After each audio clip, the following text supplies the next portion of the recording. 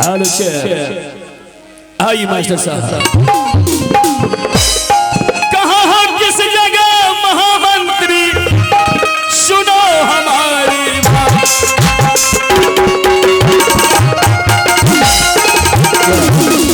कहाँ हो किस जगह महामंत्री सुनो हमारी बात। मैं तुम्हें बुला रहा हूँ बिजली तुम आओ हमारे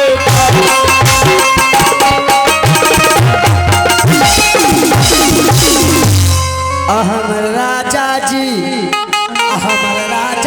दिन मना बोले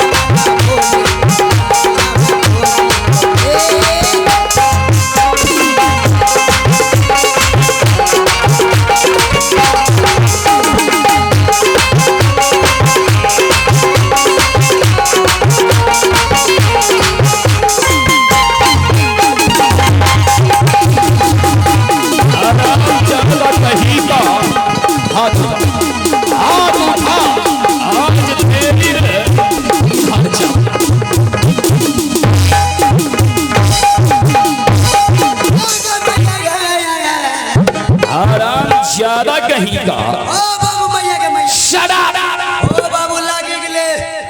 मैं तुम्हें आवाज लगा रहा हूँ और तू पीछे से क्या गाते हुए आता है बता।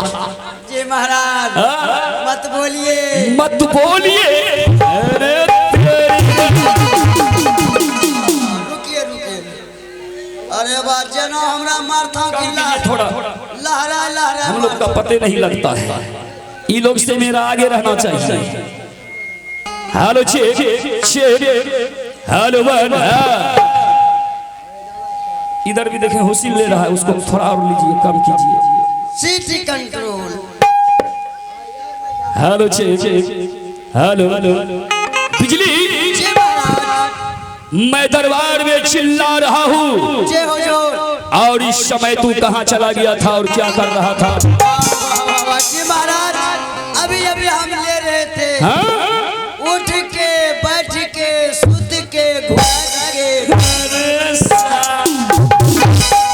आगे मैं ओ बाबू या बड़ा उच्च टेबी शट अप बाबू या ना मारो फुली क्या ले रहा था तू ये बता।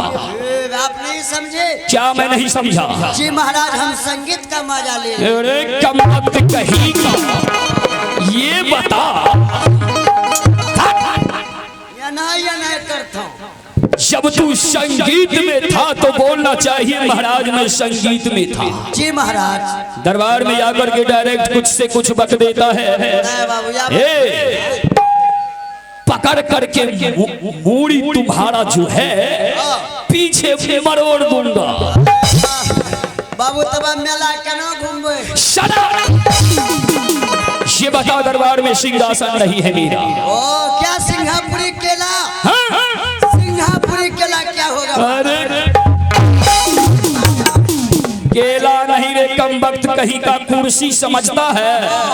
जल्द से दरबार में लगा। अच्छा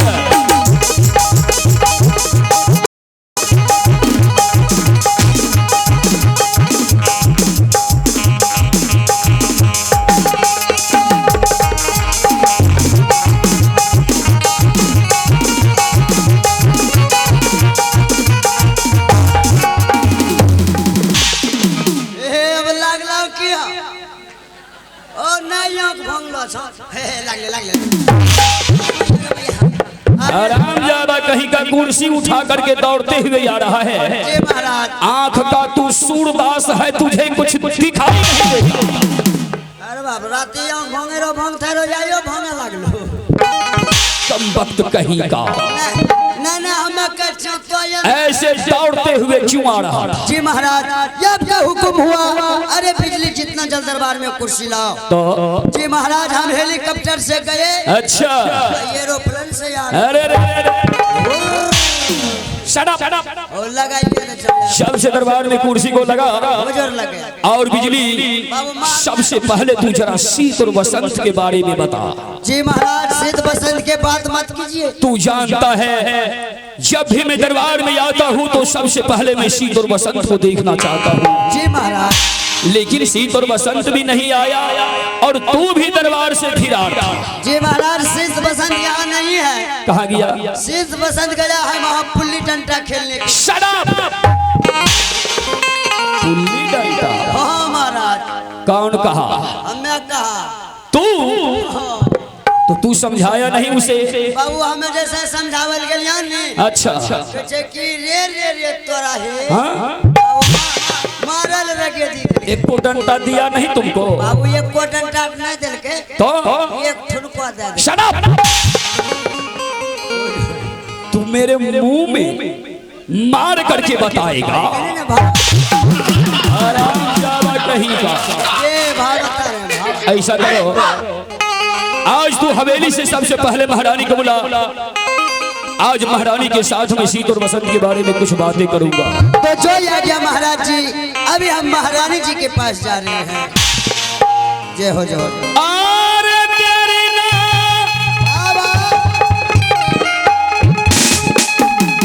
लगई हार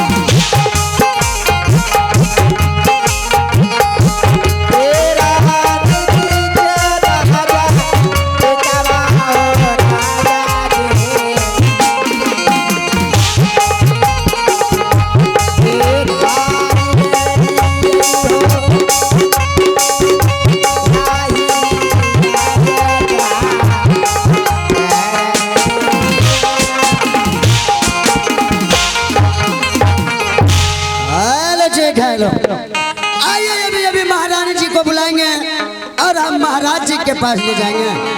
आइए महारानी जी जल्दी आइए, हम बिजली सिंह सिपाही बोल रहे हैं।